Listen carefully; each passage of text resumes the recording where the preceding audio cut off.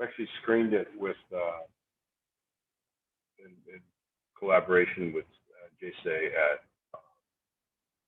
Albany Twin. I think Albany Twin in 2019 had a big turnout, so a lot of you may have already seen it. It's what you call a point-in-time film. The characters are kind of established, and it's about a soldier who's returning home from the war to fulfill a promise. And it happens in a specific time, in a specific place. And you don't see a lot of backstory. You don't know how the characters got to that point in their lives. And Kintsukuroi is the full story. It starts 1940s and it goes all the way through those war years and sort of the Japanese experience of that time. Do you have a complete script, or are you still working on the script? Well, it's funny. We actually had the complete script for the longer story, and to make the short film, we just cut out a small portion of that. So, oh, okay. Yeah, so we still tweak it, but we kind of put the horse before the cart, or the cart before the horse, I guess, and did the short film first. Oh, I see. So the longer film kind of tells the story of two families. One's from San Francisco. It's an urban family. They have a shop, and they're kind of just coming out of the Depression, and they're just kind of seeing the fruits of their labor pay off. And the other family is an ag family out in the Central Valley, and some of you may have farm roots, and you know that's a 24/7, 365 day a year job. It just never ends. And that family is probably not as well off, but they have this huge tie to the land. That's the farm itself is ingrained in their family and their soul in a way. So the story parallels. There's these two narrative lines that run parallel, and then at a certain point they intersect. okay, so what we saw in KIKAN was we saw Jimmy Ibata, and then he goes over to the Ito family after the war. So what we'll be watching tonight is the entire Ito family before the war, and also the Ibata family and farm before the war, right? So the Ibata family wasn't part of that KIKAN, but it's been expanded so that we can see it. Yeah. Yeah, that's correct. What we did with this, we could do the entire script, of course. So we pulled out 7 scenes, and we think they're kind of indicative of the full story of the families. You kind of get a sense of it. You're not going to get everything, every nut and bolt about it, but you should get pretty much everybody in the audience is Japanese American, so you kind of will be able to fill in the gaps.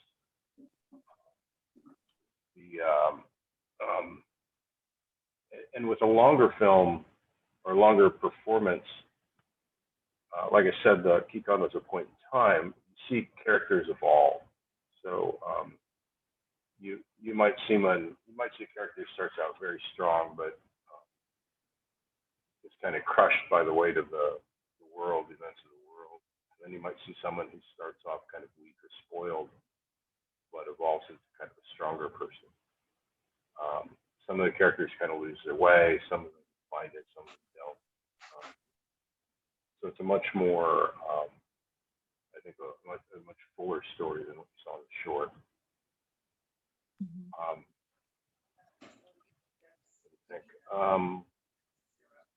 A couple of things to note. If you grew up in sort of a multi-generational family, you know that Issei's spoke.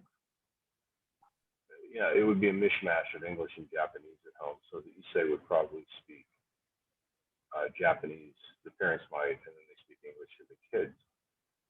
So for our purposes today, we're doing everything pretty much in English, except with a few Japanese phrases and words that I think everyone knows.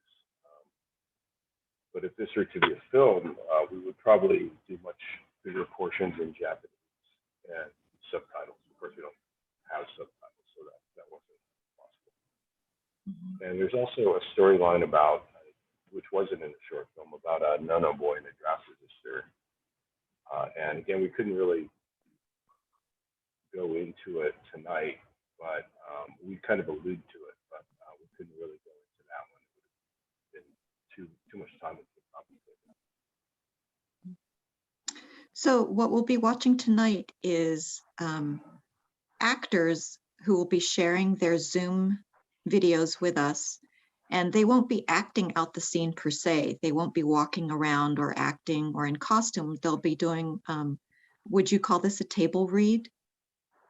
It's almost like this is a hybrid. It's got elements of film, it's got elements of theater, it's got elements of, if you're old, you might remember radio plays, and even audiobook. So there's sort of a hybrid nature to it.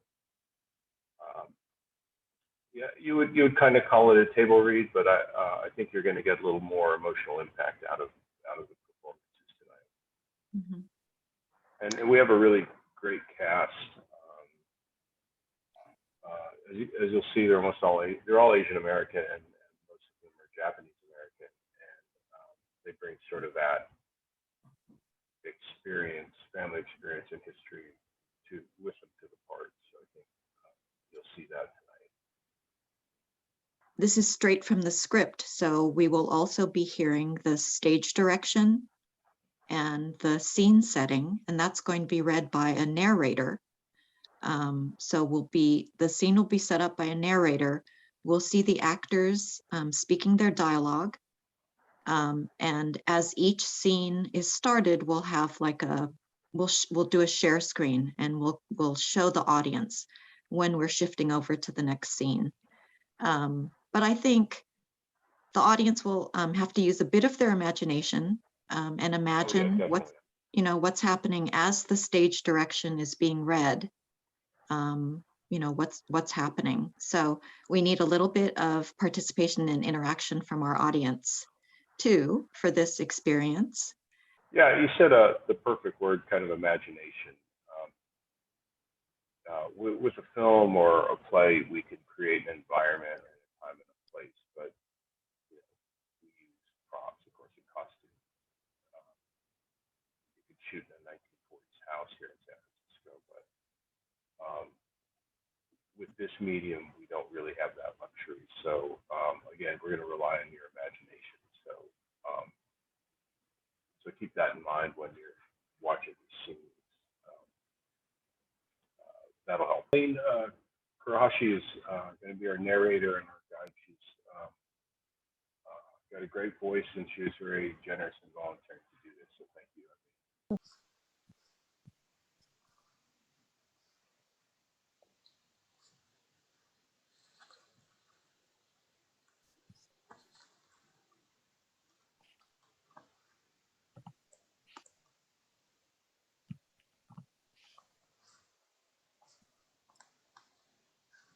Scene 1, the Etos. Interior, a 1940s carpentry shop. Daytime, San Francisco.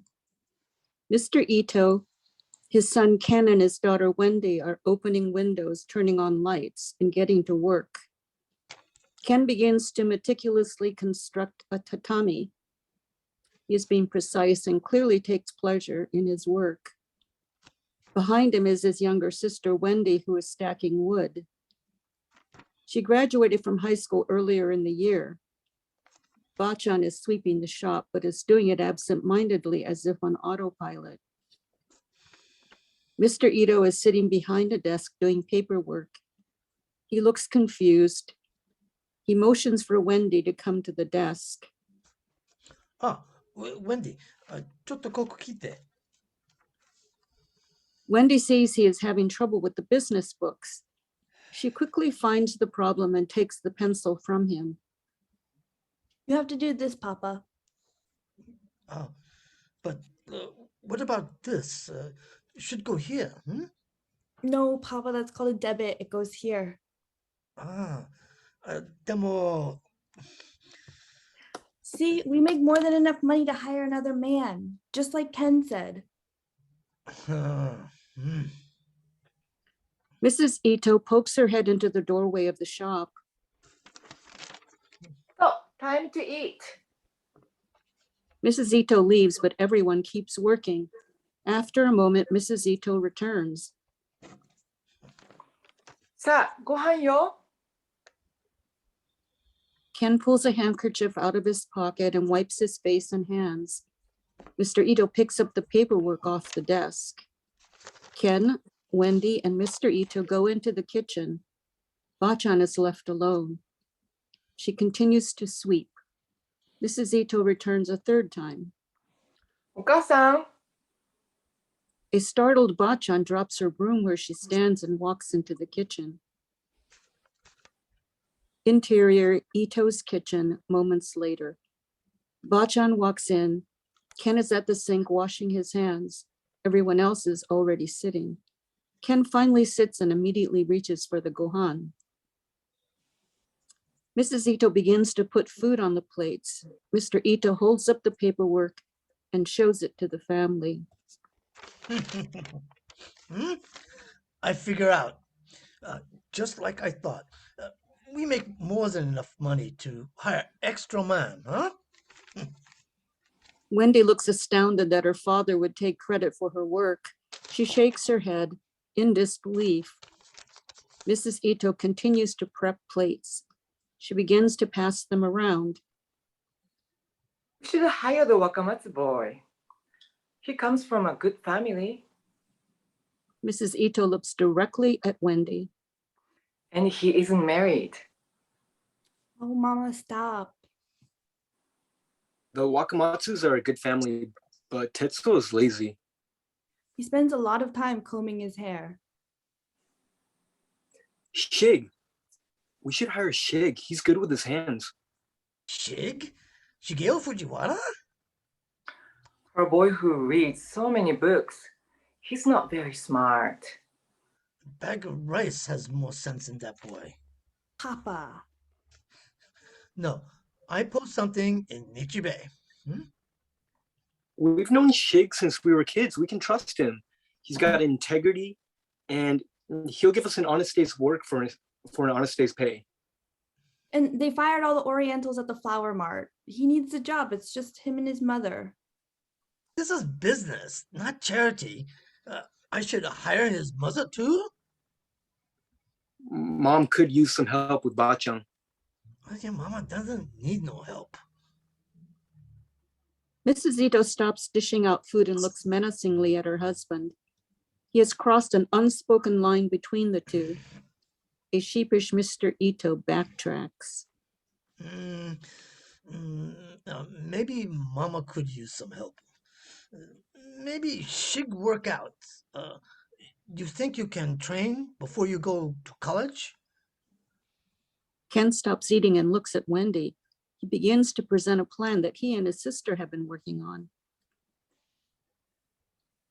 Tosan, I've been thinking, I like working in the shop, and business is good, really good. Even with Shig on board, we can't possibly fill all the orders. You want to hire another man? Not sure we can afford. Mr. Ito looks at Wendy for the answer.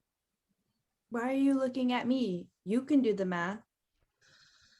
What I mean is, I know we've been saving to send me to college, but I think Wendy's the one to go. Wendy? Hear me out. She's smarter than me. She's smarter than you. She's the smartest one in the family. She's the one who should go. No. No. No. Why not?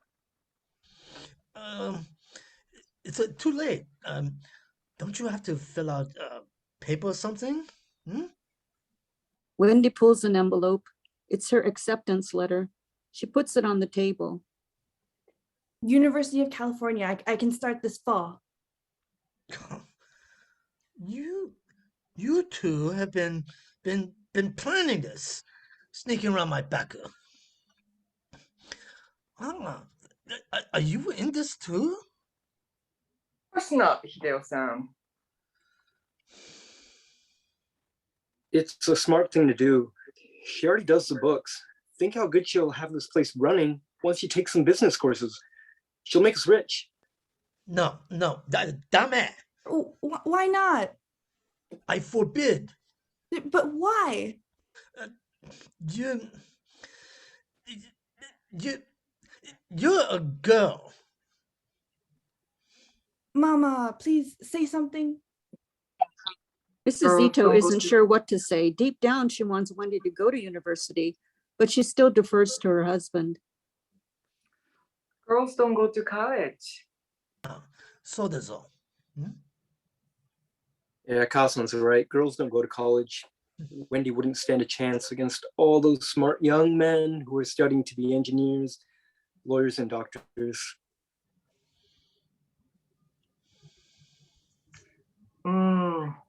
Maybe we should think more about this, Deo-san. It's 1941. The world is changing. Anatomo, you against me too. What does sign out front say? No one answers. It is a line that Mr. Ito uses all the time. It's a Ito and son. I am Ito. I say what goes on in the house. Answer is no, and A confused Mr. Ito almost points at Wendy, but then points at Ken. and you are going to college. Mr. Ito pushes himself away from the table. He stands, pulls up his trousers, and walks off with his napkin still attached to his shirt. Hideo-san, Mrs. Ito follows Mr. Ito out of the kitchen. Ken continues to eat. Wendy sits dejectedly, arms folded. Her plate is untouched. Bachan tugs at Ken's arm. She points at the tea.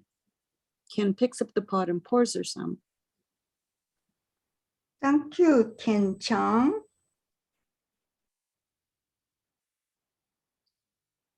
Are you gonna eat that? Wendy hands him her plate. Ken scrapes the food off the plate onto his. How can you eat? Hungry. You don't even want to go to college. What are you smiling at? You're going to Cal. Pop just needs a few more days to make it look like it was his idea. Wendy realizes Ken is right and smiles back at her brother. End of scene.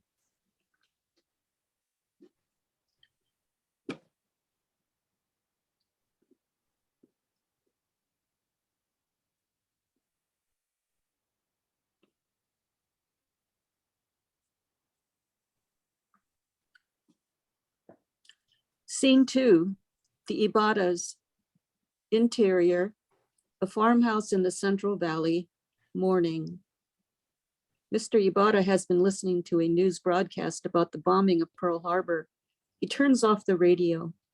Next to the radio are family photos, one from Japan, another of his deceased wife, and yet another of his son when he was a young boy.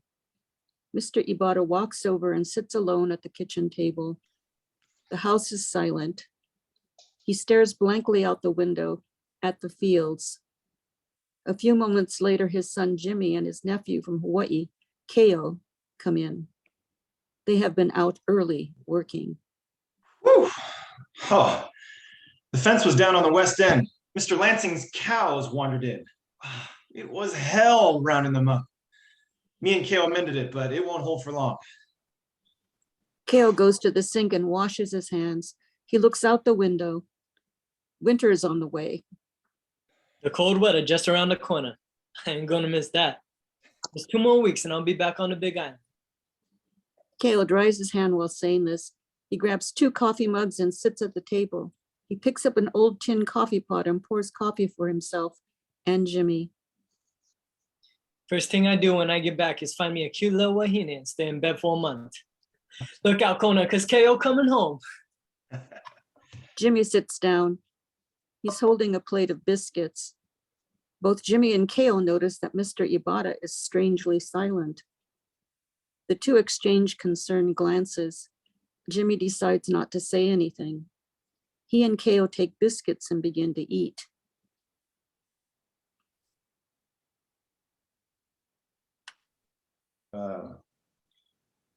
Repairing it proper will be too much work for us, you know.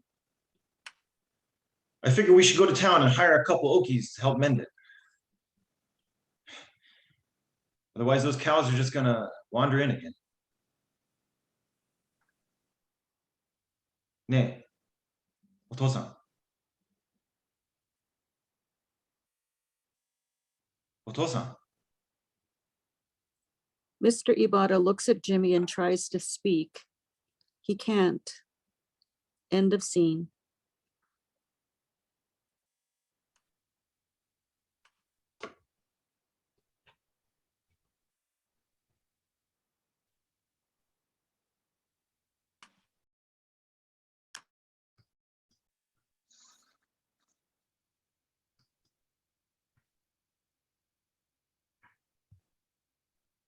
Scene 3, Etos at church. Interior, Methodist Church in San Francisco, morning. The Etos are sitting together in a pew, waiting for the service to begin. Mr. Ito is on the aisle. Next to him is his wife. Next to her is Bachan, then Wendy, then Ken. Ken's arms are crossed and he is dozing. Mrs. Ito notices. Wake your brother up. Wendy nudges Ken.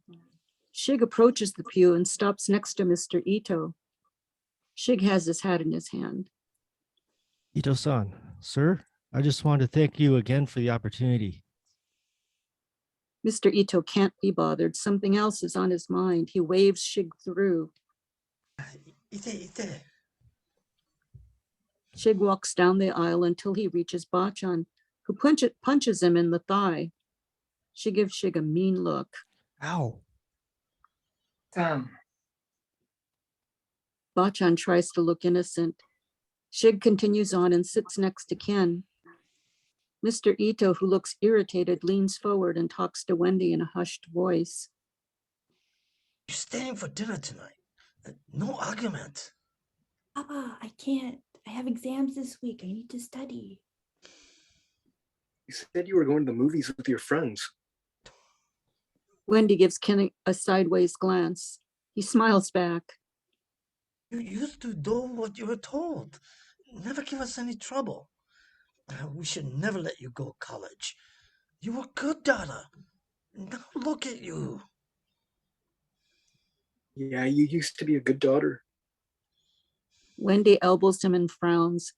Shig and Ken smile. This is your fault. my fault? How is it my fault? While the Itos bicker, Shig, who has had a crush on Wendy since they were kids, steals a more than friendly glance at her. Ken notices. Don't look at my sister like that. What? Like that. You put these ideas in her head. I did no such thing. You wanted to marry a college man. I only said it wouldn't be a bad thing. Drop it. You drop it. Don't be so stubborn. You are the stubborn one. Shig looks at Wendy again. Ken elbows Shig hard to send a message. Hey, cut it out. I'm not kidding. The parents give each other the cold shoulder. The Reverend comes to the altar. He has a note in his hand and he's clearly upset, shaken. The congregation settles down. Japan has attacked Pearl Harbor, Hawaii. The family sits in stunned silence. End of scene.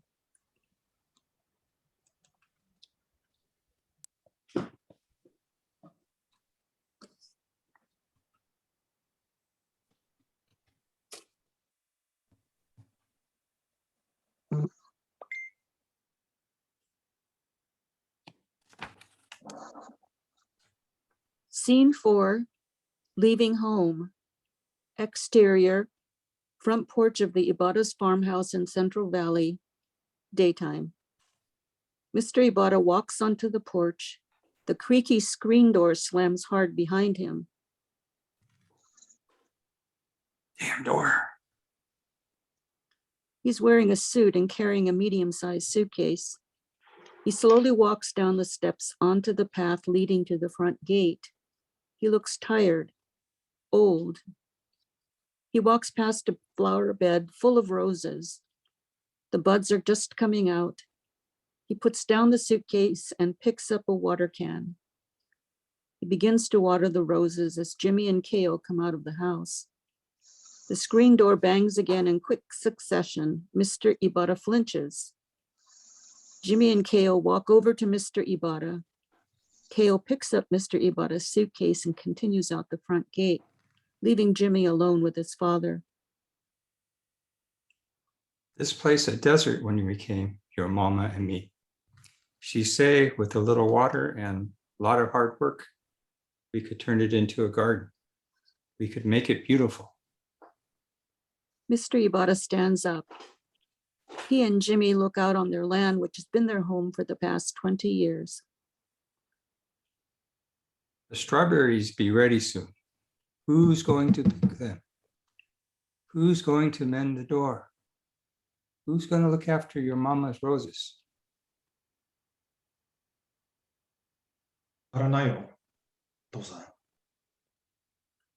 Jimmy realizes that this is his father's way of telling him the farm will be lost and that their way of life is over.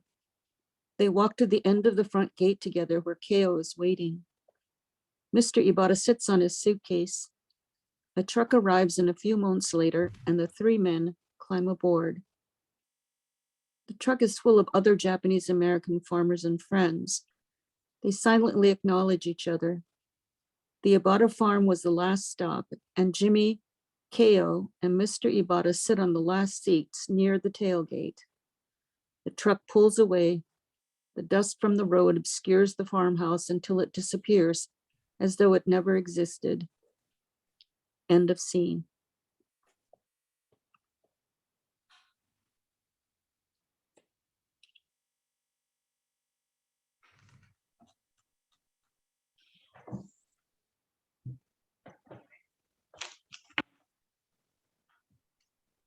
Scene 5, going to war.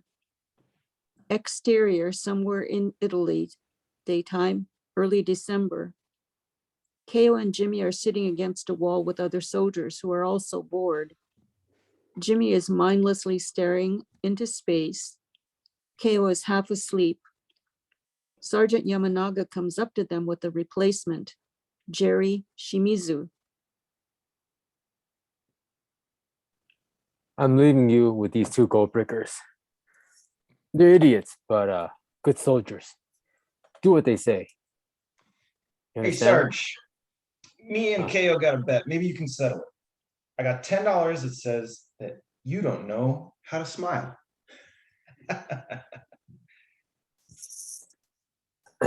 One of these days, Abada, I want to stick my foot so far up your... The annoyed sergeant's voice trails off.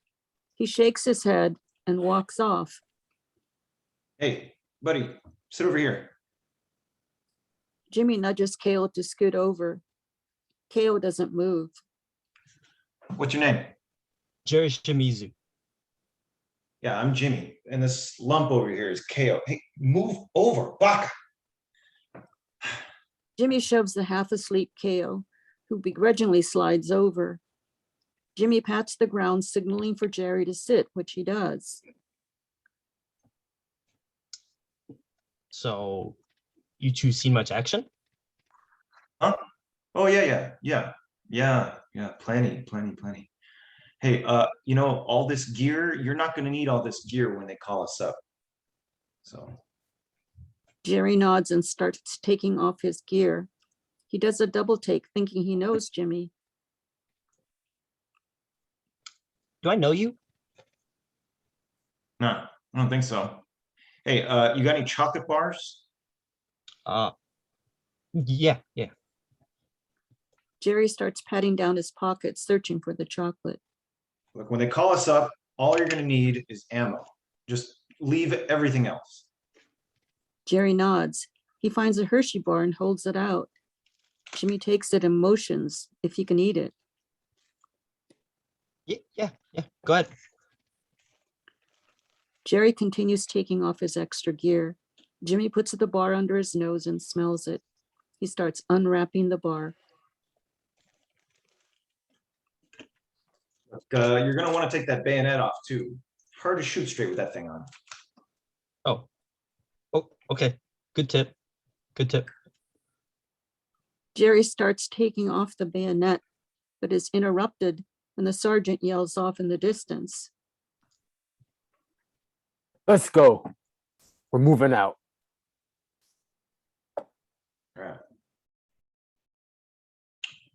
Hey, wake him up.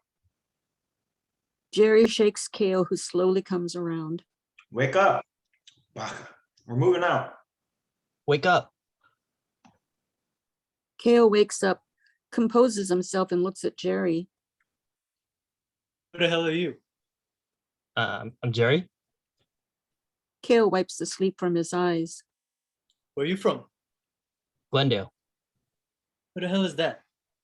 California. Great. Another Katonk. You're gonna want to take that bayonet off. Jerry nods and begins taking the bayonet off again. Hey, you got any chocolate bars? Jerry points at Jimmy, who's eating his chocolate. Kale stares at Jimmy, who frowns and begrudgingly tosses the rest of the bar to Kale. Where we going? Kale takes the last piece and gives the empty wrapper back to Jerry, who has a what the hell look on his face. Oh no. Hey, must be sending us down for some R&R maybe. I heard down at the CP that we're moving up to the line. There is a moment of silence. God. We just got off the line. I hate this stinking war. Jimmy starts getting up. He has a thought and sits back down. Hey, Jerry. The colonel call us Americans? Yeah, come to think of it, he did. Why? Well, that's just great. Jimmy gets up without answering. Jerry, who doesn't understand, he looks at Kale, who explains. When the officers call us Americans, it means we're in for a rough time. Jimmy extends his hand. Kale takes it and gets up. Jerry gets up as well. Jimmy is slightly annoyed when he notices that Jerry is looking at him again.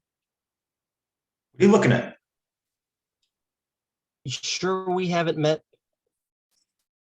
Jimmy takes his time and looks closely at Jerry's face. He lightly slaps him on the cheek. Nah, I'd remember your ugly mug. Kale and Jimmy walk off.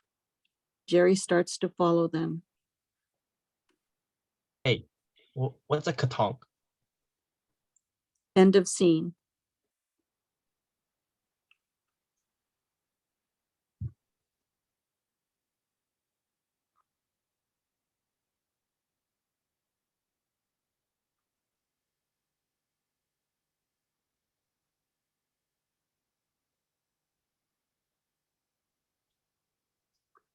Scene 6, news. Interior, barracks at Topaz concentration camp, end of day, early December. A foot-high Christmas tree with homemade ornaments is sitting on the table. Next to it are 2 envelopes. The top one is from Ken, who has gone off to war. The second envelope, which has been opened, is from the University of Chicago. Wendy opens Ken's letters and begins to read. Dearest family, I hope this letter finds you all well. I sure hope you're getting my pay now. I talked to Captain Meade and he said there was some kind of snafu in the paperwork. Food? Food? I think it means a mistake. It must be Italian. Some kind of snafu in the paperwork. He's a good man and he'll get it done, but knowing the army, it's going to take time. We're finally getting fresh food. I traded a paisano for some eggplants and we cooked them up. They weren't nearly as good as Kasan's, but they sure hit the spot. The rice here tastes funny. I'd do almost anything for a bowl of proper gohan. Exterior somewhere in Italy. Daytime, early December. Ken is sitting against a wall at a winery. He's writing the same letter home. Things are downright boring a lot of the time. The Krauts shell us and we shell them. We send out patrols and they send out patrols. But the line hasn't budged in a long time. I've got a lot of time on my hands and it got me wondering about Shig. I feel rotten about our fight. Have you heard from him? I wonder how he's doing. Some of the replacements said they were drafted. They said they put the guys who didn't sign up in prison. I sure hope Shig didn't go and do something stupid again, like answering no. It'd be just like him to be stubborn and tell them off. Our company just got combined with another unit. So there's a bunch of new guys. Rumor has it that there's going to be a big push that will end the war. They also say we'll be home by Christmas. But if I had a nickel for every time I heard that, then the Itos would be living up on Nob Hill with a Hakujin butler.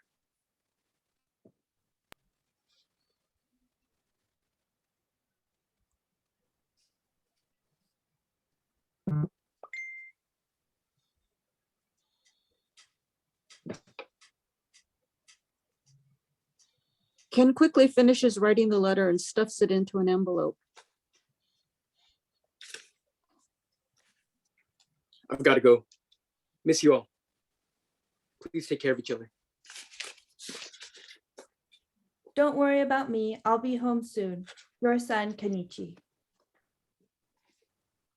Wendy folds the letter with great care.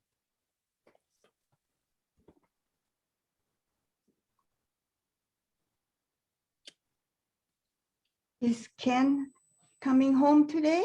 Huh? Not today, Ba-chan. Soon, but not today. Sounds good, doesn't he, Wendy?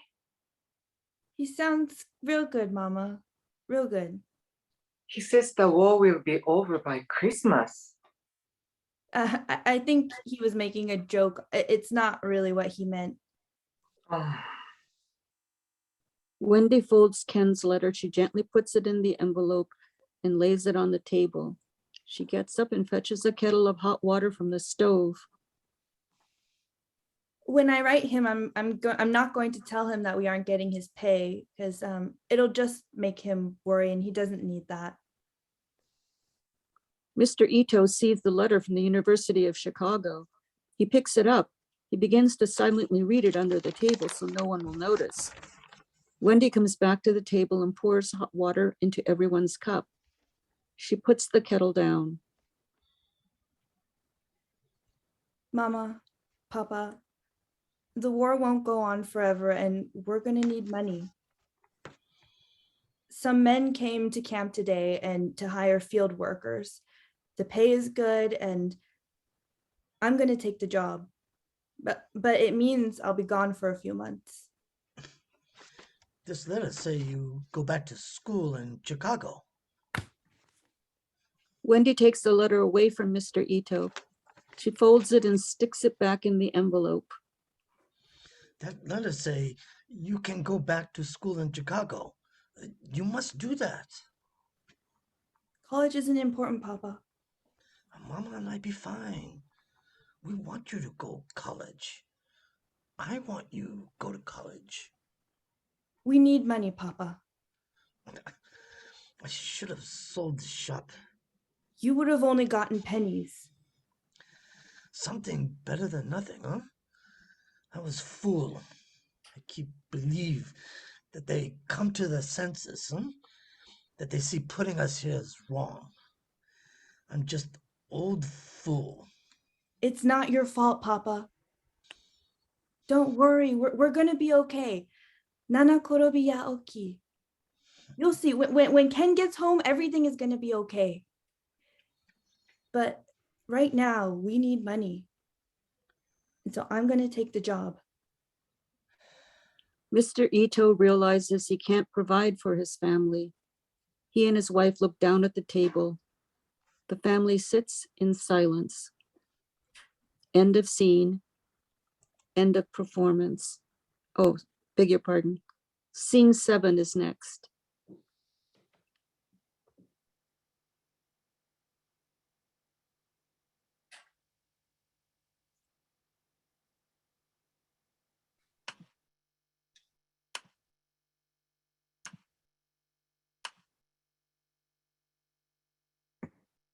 Scene 7. After the fighting.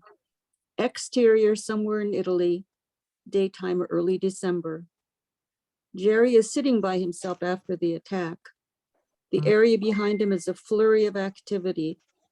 He now has time to think about the events of the day, the soldiers who have died and the Germans he has killed. After a moment, Jimmy sits down next to him.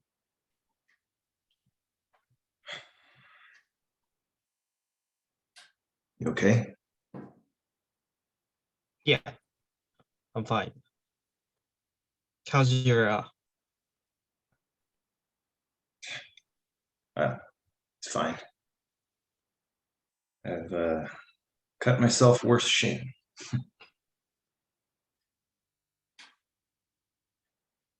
I never killed anyone before. It's a hell of a thing. It's a hell of a thing. Do you ever get used to it?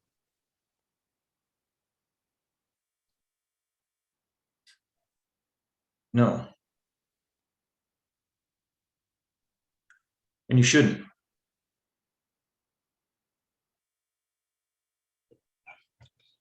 doesn't make any sense. I don't understand. I didn't think it'd be like this. No one does. Two men carrying a stretcher stop in front of Jimmy and Jerry. Honored is one of the soldiers who was with them on the attack. He is dead. The stretcher bearers readjust their grip and continue walking. I'll spend the rest of my life trying to forget stuff like this. You think you will?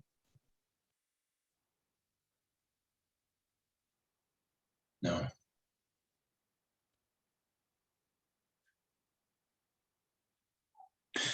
But it doesn't do anyone any good to dwell on.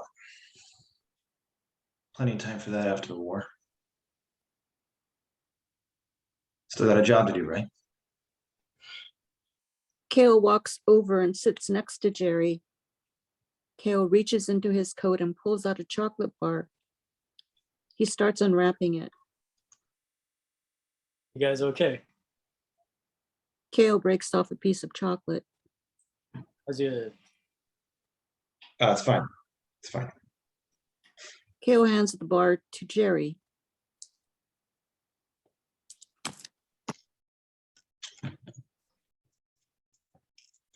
eat that? You'll feel better with something in your stomach. Jerry nods and breaks off a piece of chocolate. He hands the bar to Jimmy. Jimmy breaks off a piece and eats it.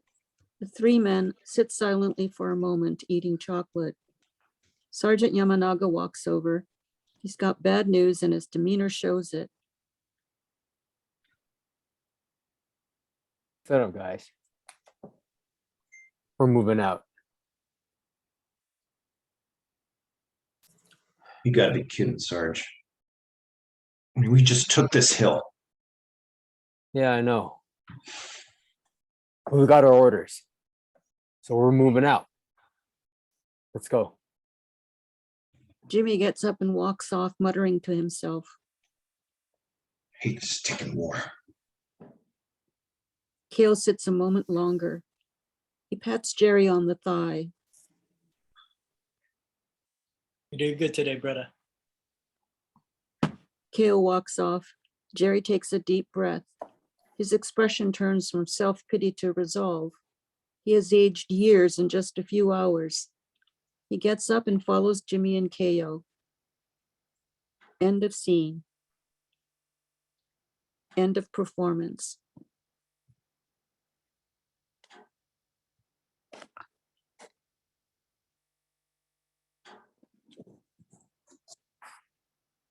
You can all unmute yourselves. Let's give our cast a really big hand. They did a tremendous job. Thanks. So to Ken, guys. Great job.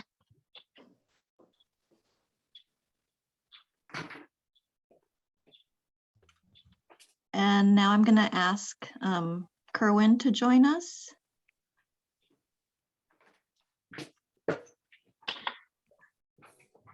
Hi. Hi. So would you like to, that was really great. Were you happy with that? Oh, yeah, it's, well, to be honest, I'm never happy with anything, but Oh, you guys are great, so thank you, and it's a great audience, and I've always been really fortunate to have really good cast members to be the part, so yeah. great. Will everybody still leave your view on speaker view because we're going to pull up all of the actors. Kerwin, would you like to introduce them? Yeah, sure. Let me see. Who's the first one I see here?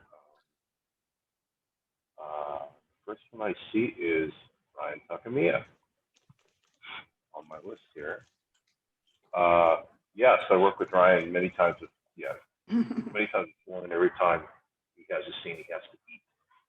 That's pretty well established. So it's. I'm just gonna keep eating. Yeah. So just keep eating. Ryan's a really, really great actor, and he's very enthusiastic, and he really gets into his roles. I think his work kind of speaks for itself. So thank you, Ryan. And who's the next person? Chizu Amore. Hi, Chizu. Hi.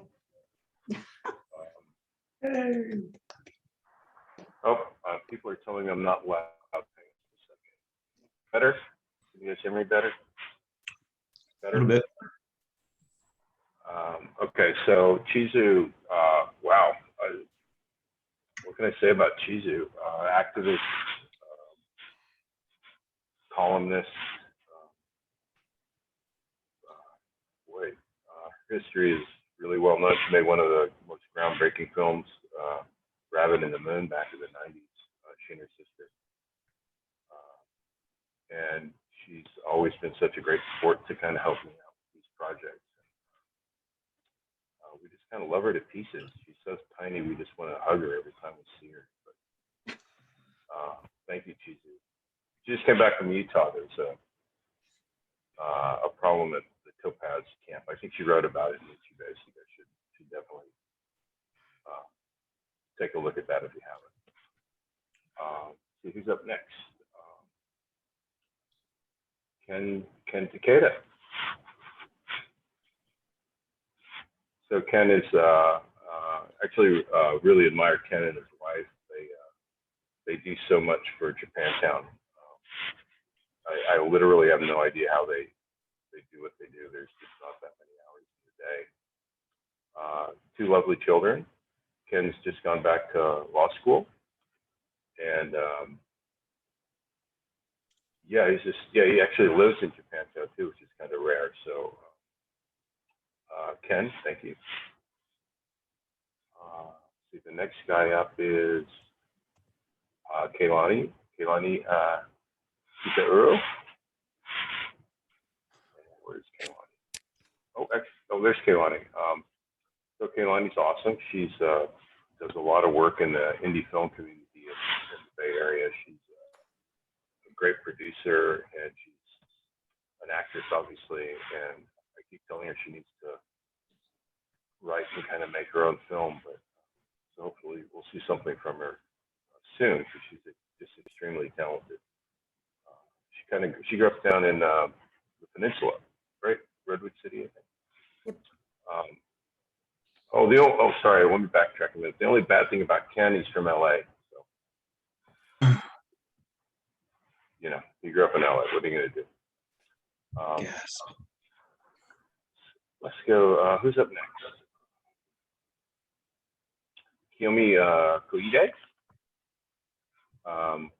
Kiyomi's actually a potter. She does pottery. She has a studio, I think, in Berkeley. And really talented, does some really fantastic pieces. And yep, there you go. And she's also sort of our go-to Japanese language consultant. So whenever we have a question about vocabulary or pronunciation or usage, she's always really, she's been wonderful helping out with everything on that. See who's next. Ben Arakawa.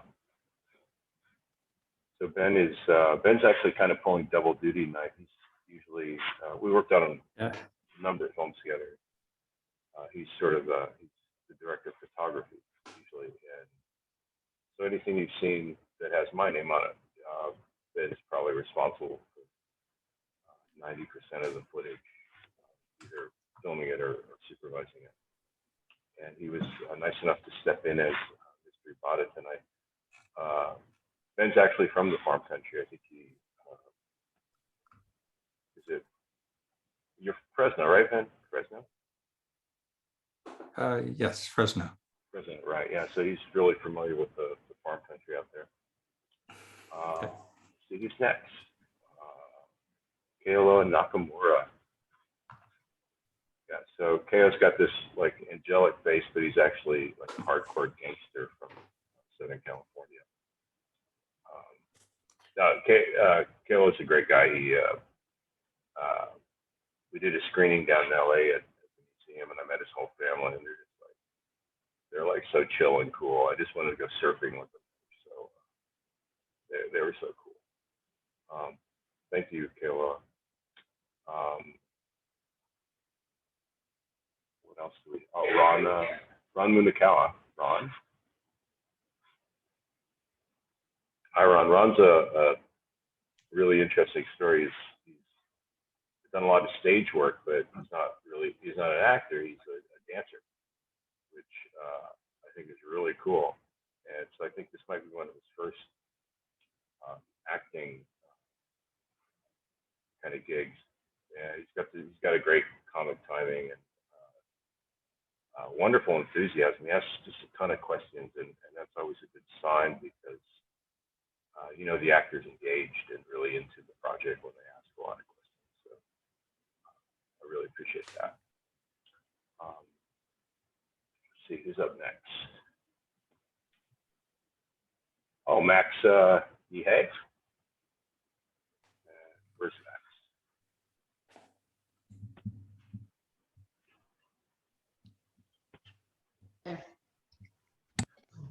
Hello. Max there? I don't see him.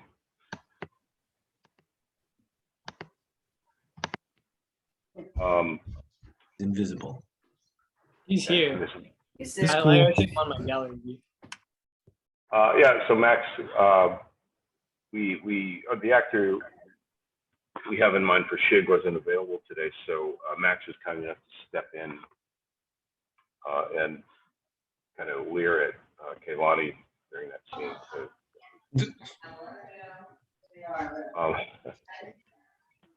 yeah, so thank you, Max. We appreciate that a lot. And he's also given some good tech advice on the Zoom. Real surprise.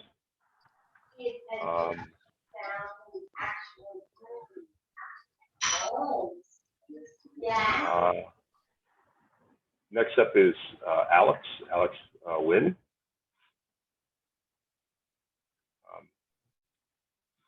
Is Alex up on the board? I don't see him. I'm here, but okay. So I've worked with Alex on a couple other projects. He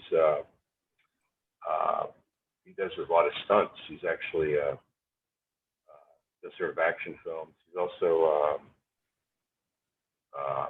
he can also do a backflip, standing backflip, which is actually really impressive. And so, like I said, I've worked on most of the projects, and my goal in life is to throw him off a building. I'd like to throw him off a building someday.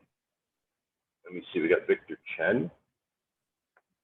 Victor's he's out in the peninsula. He's a martial arts instructor, an actor, a stuntman, a choreographer. He's done a bunch of films overseas. He just came back from a shoot in Mexico and shot something in Georgia recently too, and something in, I want to say, like the Czech Republic recently. He was over in Europe shooting a project. So thanks, so Victor, thanks for coming on board the project. Am I forgetting anybody? Oh, Eileen. Eileen was, every time she does the readings, I keep telling her she should do audiobooks. She has a really pleasant voice, and she seems to instinctively hit the right notes on the dialogue. She's doing just a wonderful job. And of course, Kathy and Jill, who set this up, and their team over at J-Sei. Thank you guys for being very much. I got everybody, right? Did I miss anyone? Okay, cool. I think you got everyone. So thanks, everybody. I hope you enjoyed doing this as much as we enjoyed watching you. Thanks so much. I mean, I can't tell you how much it means to all of us to have you spend your time with us during a pandemic. It's hard to connect with people. So we've been trying really hard at J-Sei, and so it really means a lot to us. Thanks so much for showing up. So I'd like to open this up to Q&A to anybody. So we've gotten some great comments from people.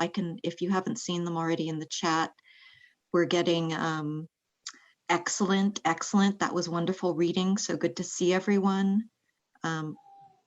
Ellen says, loved how everyone stayed in character. Although Grandma had few lines, it was clear that she is suffering from dementia.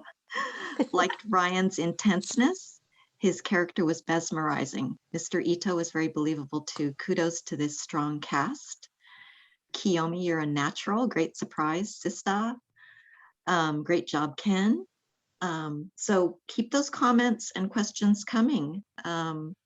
I'd like to ask a few questions if we're not hearing from the audience. So Kerwin, how far along are you in this production? Are you going to start soon? I mean, you're under such stress with COVID. Yeah, so every time we seem to get a start, something weird happens. Like there were the wildfires last year, and then this COVID thing sort of hit us out of the blue. Like you said earlier, we thought about doing kind of a semi-live performance at your center, but that kind of fell through. Yeah, we're like there, but it's just so it's so hard to plan ahead, I guess. Oh, and one quick thing, Ryan put up a backdrop there of Hiroshi, and we should all work with Hiroshi on a lot of projects, and he's always with us in spirit today. He's with us in spirit. Yeah, he's an old stage guy, so he would have loved this actually. Yeah, so did that, I hope that answered questions there. Yeah, so. Well, I'm sorry, one quick thing. So I put our email address in the chat box. So if anybody wants to, is too shy to ask a question, feel free to, send us your thoughts, your ideas, and sort of your impressions. We'd love to hear from you. We have a few other comments. Great job, narrator Eileen. And from Yuko saying, thank you for reminding Nana Korobi Yaoki. Would someone like to translate that for us? I think we should make Kehlani do that. You wrote it. fall down 7 times, get up 8. I think. That's right. That's right. Tell me, how'd you do on that? You fall 7 times, but 8 times you rise up. That's nice. So what's the origin of that phrase? Does that go back to World War II or before, or? I think even before, probably, I'm not sure. So would young people use that phrase now or only older people? I think we all know it's a very famous word in Japan.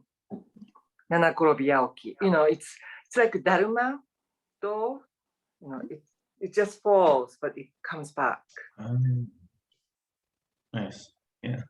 That's great. I don't know. Susan Tanaka says, Himari asked, can Uncle Ryan share his chocolate bar? That's cute. Himari, for those of you who watched KIKAN, Himari is the baby at the very end of the film. And fun fact, Himari is Ken's daughter, actual daughter, like in real life. We didn't hire the baby. Hi, Himari. Hi, Himari. She is not allowed to have chocolate, and she should be sleeping. Ah. But it's okay. She's watching us, so that's fine. Hi, Himari. We'll allow it. Oh, does she understand both Japanese and English? Yeah, she actually is better at Japanese, surprisingly. Oh, great. Well, she can be our teacher then. We'll hire her. Yeah, she actually knows that phrase too, so it's kind of funny. Really? The Nana, she would say that, a little kid? She wouldn't say it, but we have a book. It's a Dharma book, actually. Okay. That brings it up. There's a question here from Tanya. In those quiet moments during the war, the characters bond over chocolate, in particular Hershey's chocolate. Why chocolate? Was it Hiroshi's favorite sweets? What's behind that choice, if any? Does anyone want to take that? Is that historical, Kerwin? Yeah. Well, actually, I in doing some research of it, watching an interview, and one of the soldiers talked about it was always this big treat to get chocolate bars. It was kind of so I kind of took it to heart, and it's sort of a symbolic kind of moment between the guys, like the KO and Jimmy are kind of ragging Jerry a little bit and get his chocolate, and then at the end they kind of share it, so it becomes kind of a bonding moment. Hi Tanya, how you been? Thank you for coming. Ellen says, I think chocolate bars were part of the sweets that were supplied to soldiers. And I think soldiers would give them out to kids. I remember my mom said when she was a kid in Japan, the soldiers would give her candy when she was a kid. Yeah, we actually found some of the actual bars online from World War II. For some reason hadn't been, and they're kind of big. They're like like an inch thick. And they're like a big brick of chocolate, not like the chocolate bars we were using as props today. All chocolate bars should be that big, by the way. Yeah. Masayo asks, how did you come up with the title name Kintsukuroi? God, I really can't remember the exact sequence of events, but I think I'd asked Naomi at some point about the differences between the words, like Kitsugi, which is sort of like my take on it was that that's more of the practical, technical aspect of repairing pottery, whereas Kintsukuroi is more of the philosophy of it, extrapolated out. And again, I think it's a really fitting metaphor for the the Japanese American experience during the war years.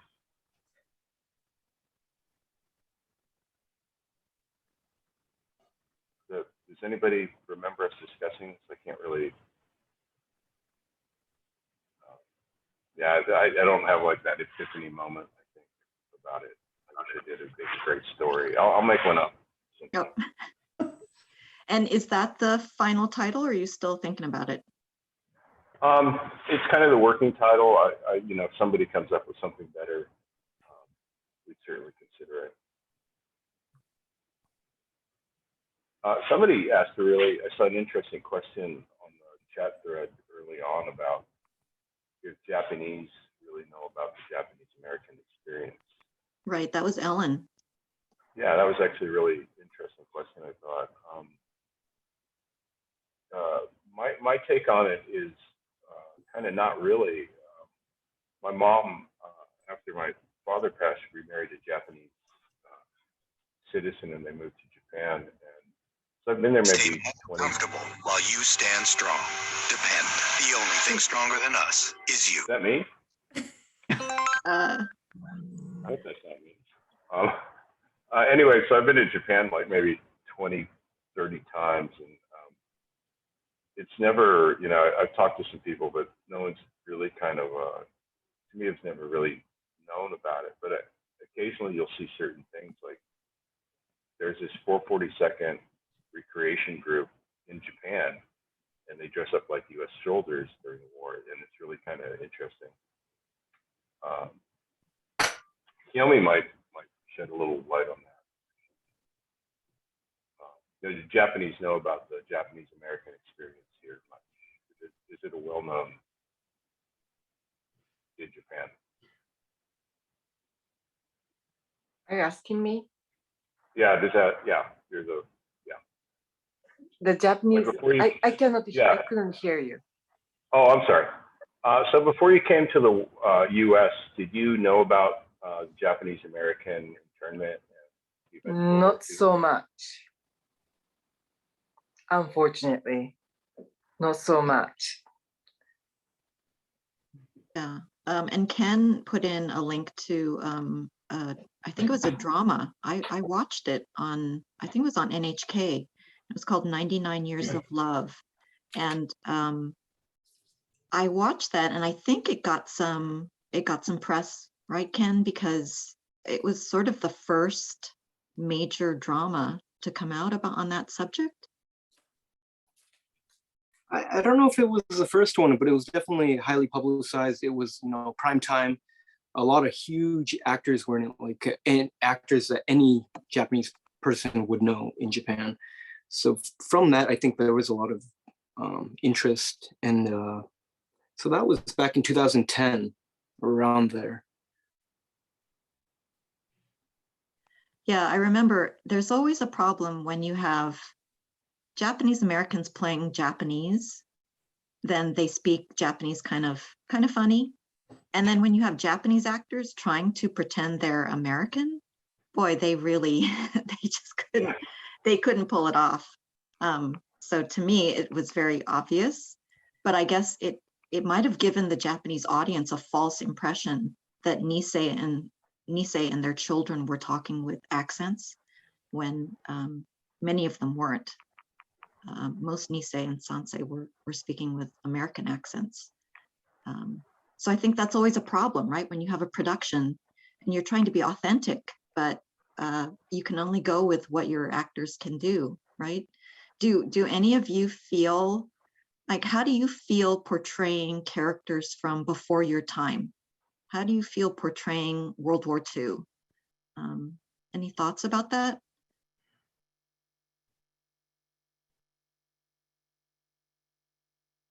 Yeah, you know, it's tough because, you know, I mean, even though a lot of the Nisei spoke with American accents, they didn't speak the way, you know, I speak today. And even in our rehearsals of this script, I was, you know, actually just before we did the show, we ran through it, and I let out I think I said something like, "Oh man," and just like, in conversationally, I said, "Oh man," in front of one of my lines, and Kerwin corrected me. He said they may not have said that back then. So, even just getting like the slang correct has been very interesting, and the tone of voice, like the sort of even though I noticed that in my family, I remember the Nisei when I was growing up, like my grandparents and my great aunts and uncles, they spoke English with fluently and with no real accent, quote unquote, but the way they spoke, the sort of the lilting tone of it, was very Japanese, actually. For example, like in Japanese, when you're having a conversation with someone and you're sort of like confirming what they're saying, you'll say "so desu" or "so desu," and you have this way of saying it, "so desu." Your voice goes up, right? So my grandmother, when she spoke English, she wouldn't speak Japanese, she would speak English. She'd have a conversation with you, she'd say, "Is that right?" But she would say it, "Is that right?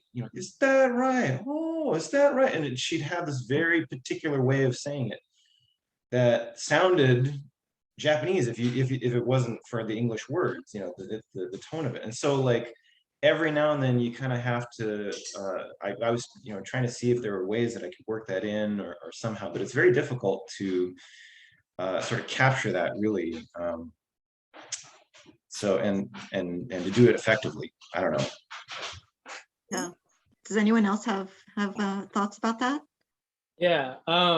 So in my head, like as an actor, accents are more secondary to like the connection that we make and the portrayal of the experience. It's definitely a cherry on top, and it adds another layer of realism to it.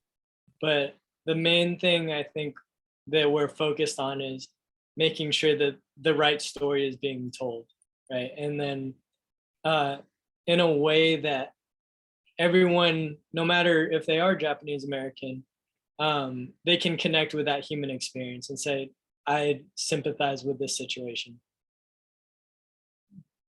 Yeah, that kind of ties in with a question we have from John Funabiki. Thank you for KIKAN and for this program, which are wonderful. I am curious if the expanded film will include any non-Japanese American characters, who might offer points of conflict or perhaps empathy. Hi, John, how are you? Yeah, actually, it's a very good point. I think one of the things you do in the script is if there's you need that larger context. You need that sort of outside barometer, that outside scale. So there are a couple of scenes. There's actually one with Kealoha, which we read that kind of, we didn't read tonight, but he's seen it, that really confronts the sort of racism that the soldiers were met with when they came back to the States. You remember that scene, right? Kealoha? Yeah, I want 2 bacon sandwiches. Yeah. His character is trying to get us, a couple of sandwiches.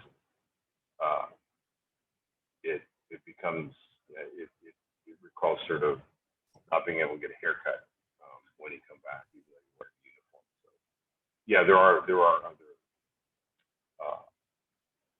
non-Japanese American parts, yes. Well, Kealoha, while I have you on, I was wondering about your accent. Are you originally from Hawaii? And I want to hear more of your voice. What do you sound like? Well, this is what I actually sound like. I'm not from Hawaii, but my grandparents on my dad's side, they were both born and raised there. And my grandfather actually fought in World War II. He was a driver for, I think, the general. So this was a really touching story for me to actually be a part of. And I was very appreciative of Kerwin and the rest of the cast and crew. yeah, so this is what I sound like. I just kind of thought of like my uncles and other people that I know, and just like practice with that. Well, it sounds good to me. I'm not from Hawaii though, so some people in our audience are from Hawaii, so I'll leave that up to them. But Please be kind. but I mean, did you have to prep or did you practice or how did you get into that? Oh yeah, well, one, I just talked to my cousin who's living in Hilo right now, and just like listening to his cadence and everything, and he's telling me some like pidgin words that he always uses. And then yeah, just like I would even watch YouTube videos because you can learn anything on there. But yeah, just fond memories of uncles and how they would speak. That sort of brings me to another question I wanted to ask, which is some of you, not all of you, but some of you were in KIKAN, and now you're going to be in this longer feature. So for example, Jimmy, welcome back to, or Jimmy, Ryan, welcome back to J-Sei. Ryan used to do so much, has done so much for J-Sei. So it's great to have you back. Yeah, I love J-Sei. What's it like to go back to a character that you portrayed a couple of years ago? Was that hard? Oh, not hard at all. I mean, well, it's a treat really for any actor to go back to a role, because I think, well, at least for me, I feel like whenever I play a role, I always feel like I'm always very disappointed in myself. I'm always like, well, there's so much more I could have done, and there's so much more I could have like given to this character, and so many more layers I could have added. So usually at the end of a project, I'm kind of like feeling like, oh, I wish I had done X, Y, and Z. So to be able to come back to a character, You really sucked. You were terrible. What? You sucked, man. You're Yeah, like, oh. I know. That's what I'm saying. It was terrible. I'm now I get to redeem myself.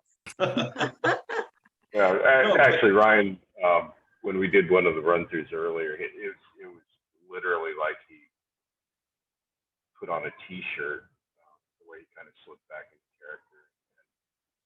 And I really can't speak highly enough about Ryan's work ethic and his engagement. He's always prepared, and he's, he brings so much to the table, and I think it shows in his performance. Well, thank you, Kerwin. It's very kind of you.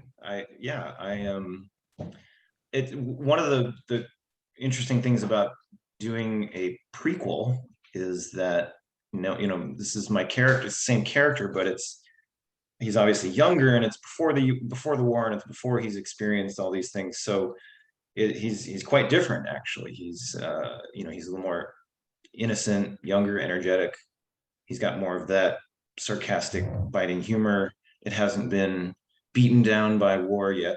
So it's been really fun and interesting to play Jimmy, a younger Jimmy. It's fun to sink my teeth into it, and I got to thank Kerwin for the opportunity to return to this character. So it's been great. Yeah, it's funny. You're actually a few years older than you were when you played Jimmy, but now you're going to go back but you look like a baby. But my question is, what are you going to do with your hair for the part? Oh, well, I mean, isn't the long hair, that's not period? Is that no, obviously I would make it look whatever the period, however the period requires. This is just my COVID hermit hair. That's all. Okay. Well, I wasn't sure if you were going to wear a wig or hairpiece or something. No, just hats the entire time. Just hats. And you're going to shave, maybe. I will most likely shave. Yes. Yeah, I won't shave and grow it back.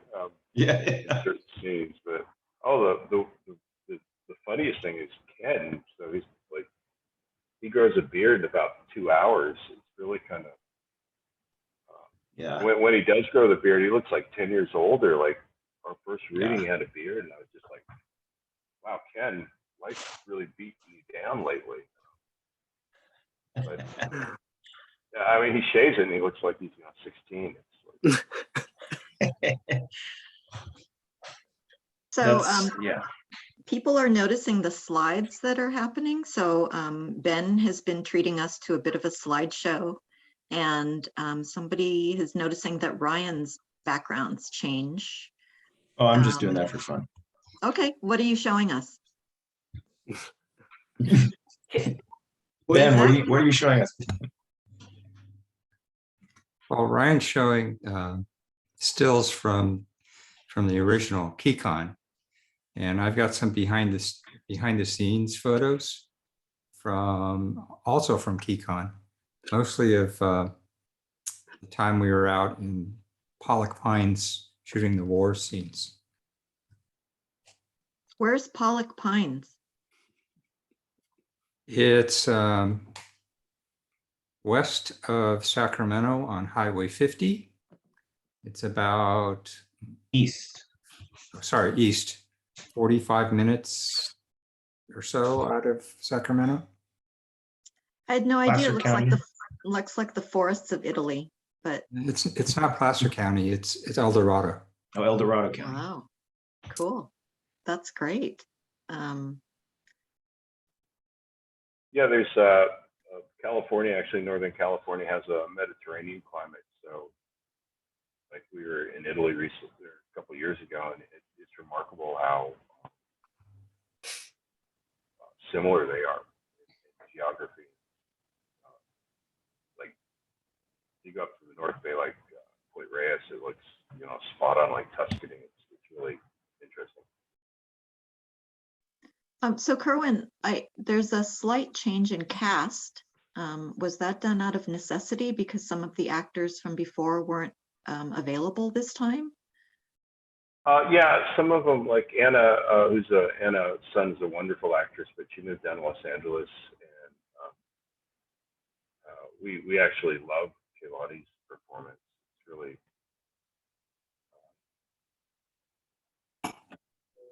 Kehlani kind of captures the youthfulness and sort of, I talked about character development, how characters change, and writing touched upon it. I think Wendy is really sort of one of the pivotal characters in the way she begins as sort of this kind of a little selfish, maybe a little young woman, and how her character evolves into becoming this much stronger person. I think Kehlani's really nailing that. She's really,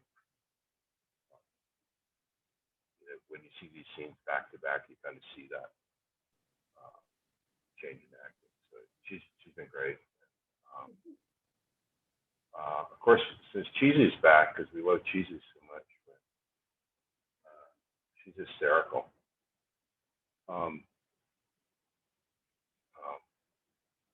She steals every scene she's in. She's just wonderful.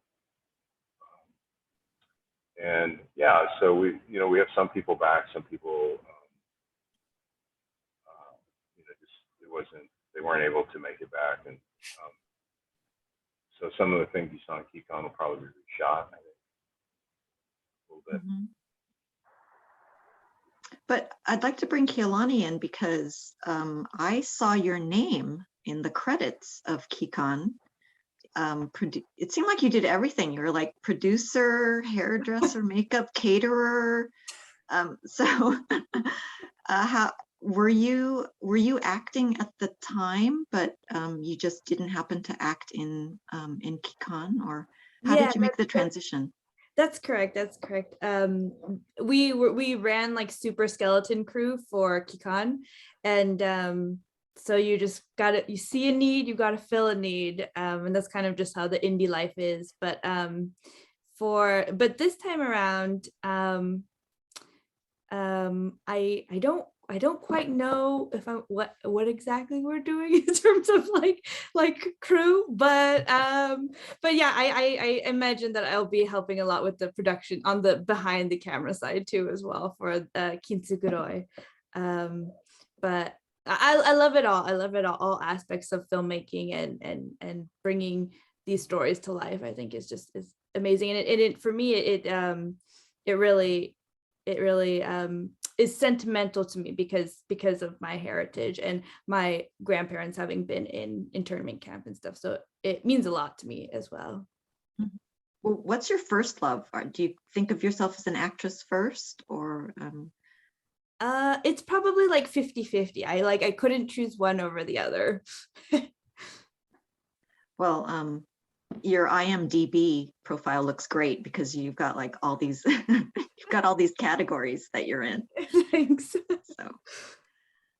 So we have other questions from, we're getting lots of great questions. We have a really engaged audience tonight, so thank you so much. I see that we had, at one point we had about 90 devices on, which means we had over 120 people who were watching this. So thank you all for coming and spending this time with us. I have a question from Yuko. I am curious about the line, live in Nob Hill with a white butler. Would anyone like to take a stab at parsing that sentence? Maybe the person who wrote it? Well, we're talking so much here. So yeah, I wrote it. Yeah, Yuko, is there something specific in that line you're curious about? So back in the day, there was a lot of phrases like, you know, if someone, a lot of con men back in those days would be like, if I had a nickel for every time I said that, then I'd be a rich man, or there's a bridge I want to sell you in San Francisco. So it's kind of a play on those words. Nob-Hill, of course, being the affluent district here in San Francisco, and the status, you know, having a white butler would be kind of a play on sort of the racial dynamics of the time. I'm not sure, am I answering your question well there? Yeah, I mean, I'm not exactly sure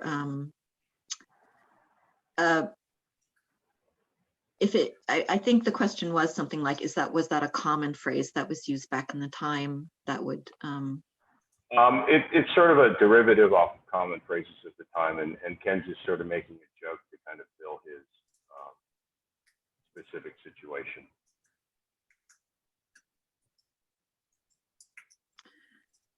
Yeah, there was another line, I think, that Ryan's character Jimmy says, like, I cut myself worse shaving or something. Yeah, so Ryan's character is kind of a,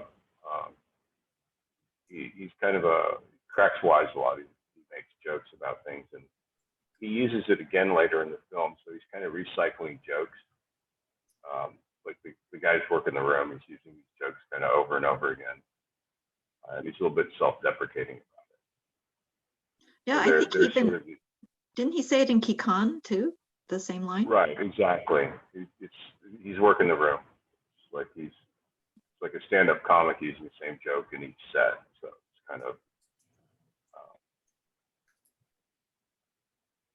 every writer puts a little bit of himself into his characters. So yeah.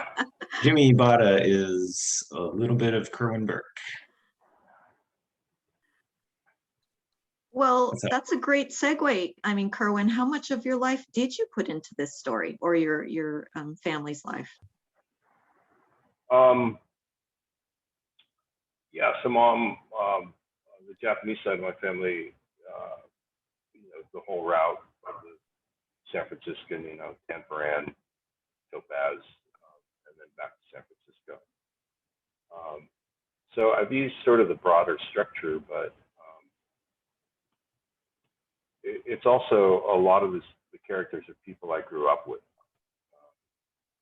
So again, you use sort of all these experiences, you know, and all these people you meet. And you know, there's, as you meet more and more people, you're able to fill out characters a little bit more, to flesh them out a little bit more. So a lot of these, there used to be, I don't know how many guys are from San Francisco, but there was a Mae's coffee shop in Japantown, and there was what we called the Nisei table, and it would be all sort of the older Nisei people. And so I would go in there and eat breakfast, and I'd like listen to their conversations and kind of pick up, you know, their kind of stories and sort of the way they spoke. And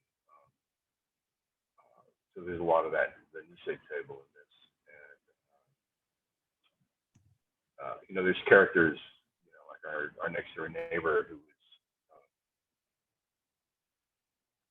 loud. She was a single woman. She was a widower, I think, and she was really not like a Mise woman. She was just really loud and obnoxious. So there's a little bit of her in that.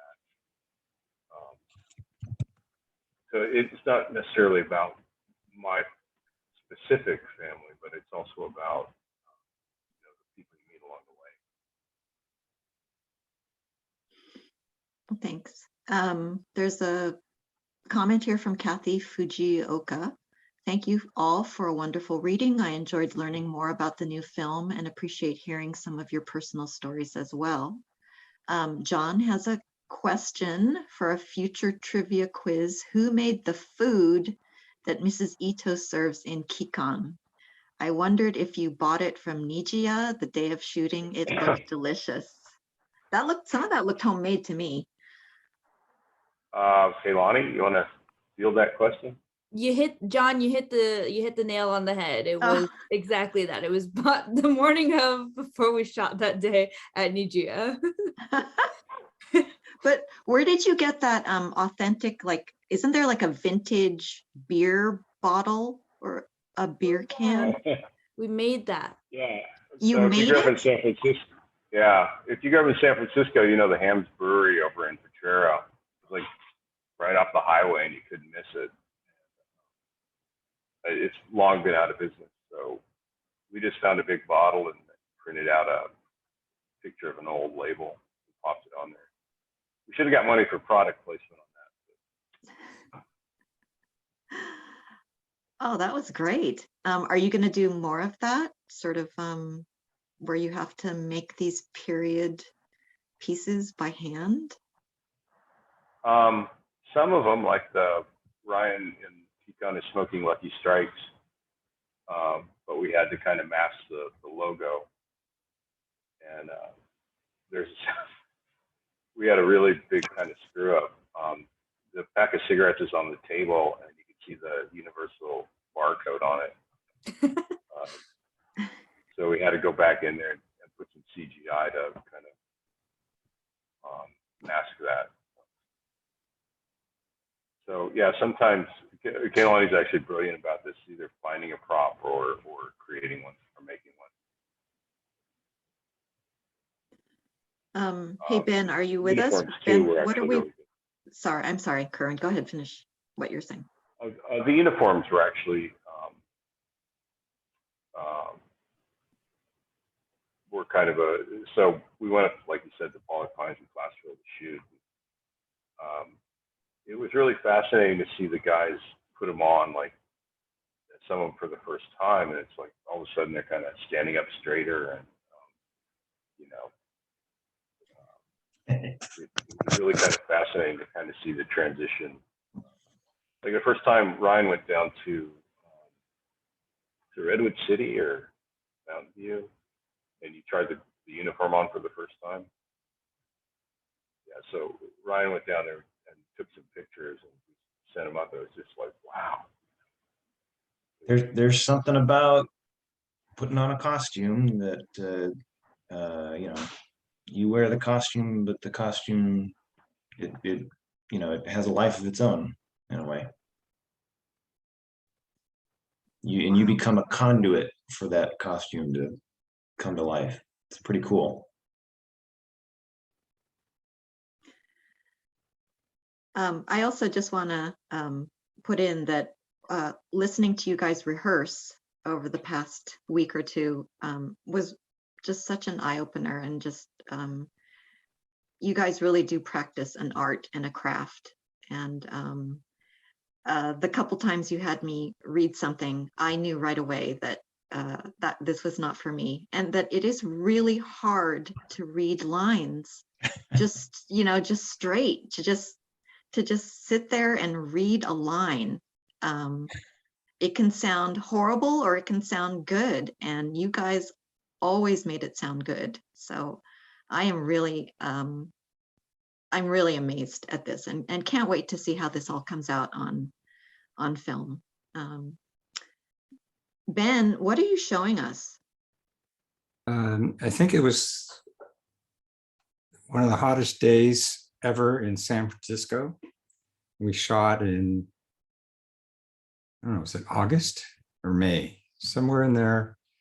It was already 85 or 90 degrees by 8 or 9 in the morning. But this is the wedding montage in KIKAN was shot. This is a little video between scenes where we shot the wedding scenes for KIKAN. So I'm just walking with a little handheld camera from Palace of Fine Arts to the other side of the little pond. And I remember it was really warm, so everybody was out. And so it was quite difficult to film because there's so many people there. And you had to kind of wait until like a little section would clear out with people taking pictures so that we could like sneak in and stand there and make it look like there wasn't a lot of people there, you know. So it was very difficult. We had to kind of wait our turn. But looks like a beautiful day, kind of unusual for it to be that warm in San Francisco, right? It was gorgeous. Yeah. Oh, it was the Anna was in a pretty heavy kimono, so it was pretty hot. I can only imagine what she was going through. It's actually Ken's wife's kimono, Kiyomi's kimono. Wow.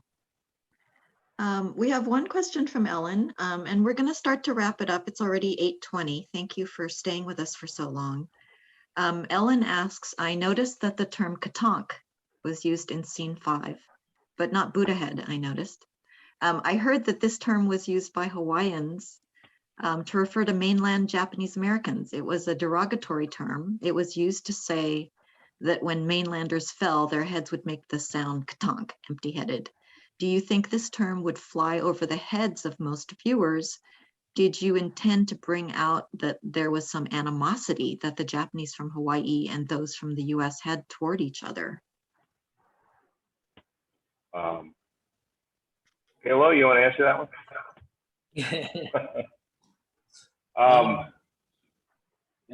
Yeah, I won't put you on the spot. Yeah, so the writing of that was, yeah, I know the story, what you're talking about. I've heard a slight variation that it's the sound of a coconut hitting the ground. But yeah, in the beginning of, during the training, the two units, one from Hawaii and one from the mainland, were very much different. And they were different culturally as well as sort of in their personalities. And again, I think that kind of shows with KO being really kind of much more demonstrative. But at a certain point, you know, they were originally kind of derogatory insults toward each other, but as the units kind of became cohesive, it became more of a kind of a playful term. And KO and Jimmy are kind of putting Jerry through this sort of ritual of, you know, not exactly hazing, but they're kind of like kind of ragging him a little bit. And the bookend scene to that is when KO leans over and calls him brother.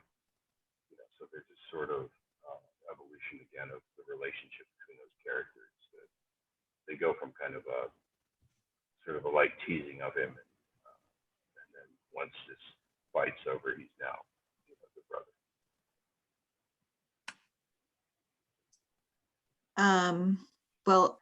We have a comment from Howard. It was good to hear that Kealoha Nakamura's grandfather was in the 442nd and served as a driver for a general. Has anyone else had relatives who were in the 442nd or the MIS? And if so, did it have any influence in the character you played? So I want to ask, I guess, everyone who is in the war scenes, that includes Victor and sorry, Alex. Jerry, Alex, could bring you on and the others to talk about that.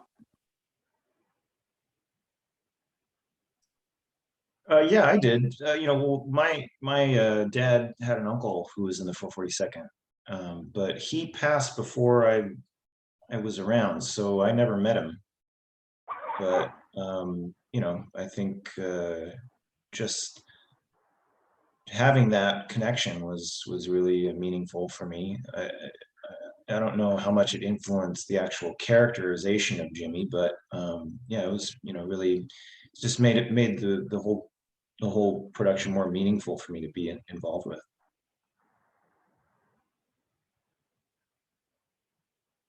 I'll pop in real quick.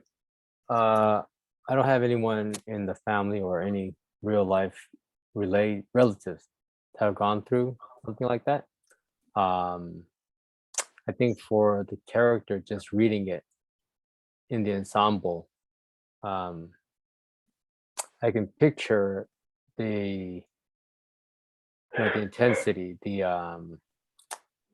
urgency, in those kind of situations, trying to tell your troops, you have to get back to a war of some kind where you have a break, right? Like how do you go and tell your troops that and try to still encourage them that this is our job, we have to finish the job. I mean, I used to be in law enforcement and I have a lot of friends who are still in the military. So it has that in your mind, but haven't, actually been in that particular time period because I wasn't born yet. But I can picture what it's like. I think that's kind of how I brought it to that sergeant. Yeah. Mhm. Yeah, so my dad wasn't a 442nd guy, but he served in Korea and Vietnam. And, there's a sense of, we talked about Japanese Americans not being able to talk about the war years, but it was also difficult for any veteran, I think, to really discuss those things. So there's a lot of, there's a line that Jimmy drops, I'm going to go home and try and forget about this, but he realizes he's never going to be able to do that. So again, it's sort of that kind of, it's always going to be there with you kind of thing. Anyone else? Max, do you have family Oh that yeah. served in the Yeah, my grandfather was in the 442. He was like super young. So they had him like carry the radio and stuff like that. I think they were trying to keep him out of like the main action.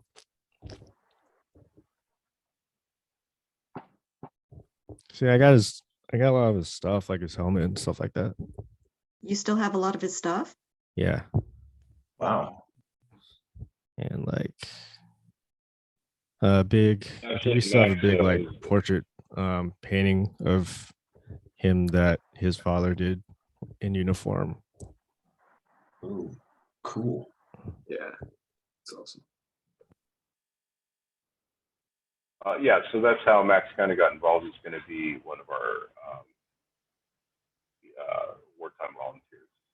You guys will see him again. He'll have to get a haircut too. It's been over a year.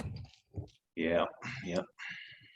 Alex or Ken, do you have family who served in the military whose experiences you draw from? So interestingly enough, my grandfather on my dad's side, he fought for the South during the Vietnam War, but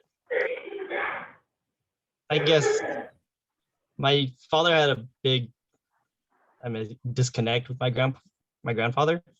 So I really didn't get to meet him until maybe as I got older, until maybe a few months before he passed away. So it was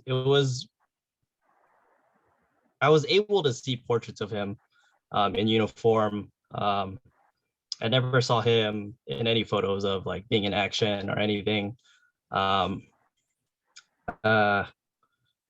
other war films centralized around like World War II. Recently, actually, was kind of fun. It is what it feels like. It's like you run through the forest, you gotta avoid, getting shot so on and so forth. And it's like, you're gassed, but then it's like director will be like, all right, we're going again. It's like action, go. It's like, oh man. And when Ryan pulls out that line, like, we just took this hill, I kind of thought about that again, like, wow, like we just ran this shot and we got to do it again. Like, it doesn't matter how tired you are or whatever, it's like, we're going again. And it kind of adds to the character a bit, where it gives that realism of like, you're tired, you're dreading this, and it's like, you really don't want to be in this situation, but you got no other place to go, and you either fight back or you're kind of just dead in the water, right?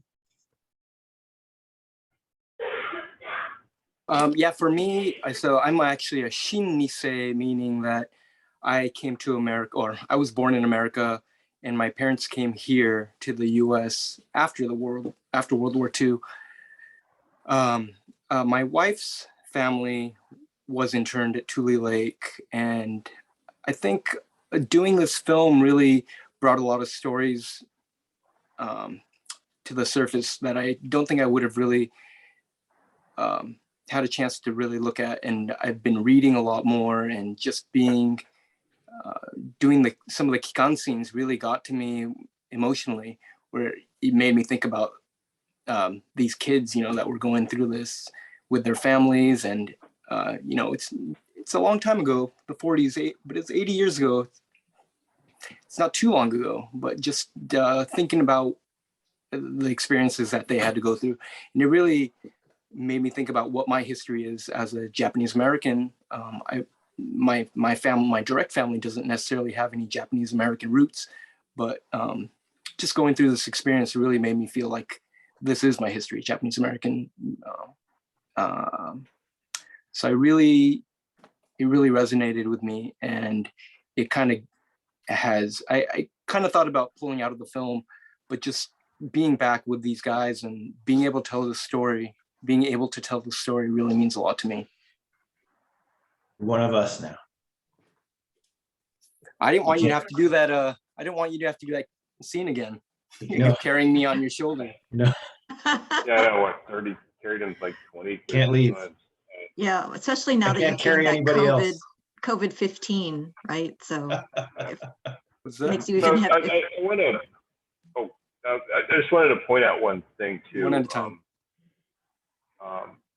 What we've seen tonight, kind of in the short film, really focused more on the 442nd aspect. And to be fair, there's a whole part of the film that looks at the other side, the No-No Boys and the Drafters of series and the things they did in camp. So again, we want to present more of a full story. And I don't want you to think this is just strictly a war story. It really, we wanted to encompass sort of that whole experience about decisions you make when you're young and how they affect the rest of your life. We've talked about this in other forums, but you got to remember that J-Sei were kids. I mean, they're literally in their 20s, and they're making these decisions that not only affect their lives, their families' lives, but the community moving forward. So it's you kind of need to keep that in mind. That there's a whole other part of this film or script that involves resisting and protesting what the government and the United States did to our families.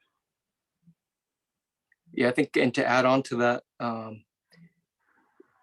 at the time, I think people that decided to go into the military were considered heroes, but today a lot of people consider the No-No Boys to be heroes as well, for standing up for their people and saying, no, this is not right. I'm not going to fight for a country that's imprisoning my people. While my family is imprisoned, I'm going to France to free the French people. When my, so yeah, everyone had to make really hard decisions during that time. And it's hard to say one was right and one was not. To me, they're all heroes.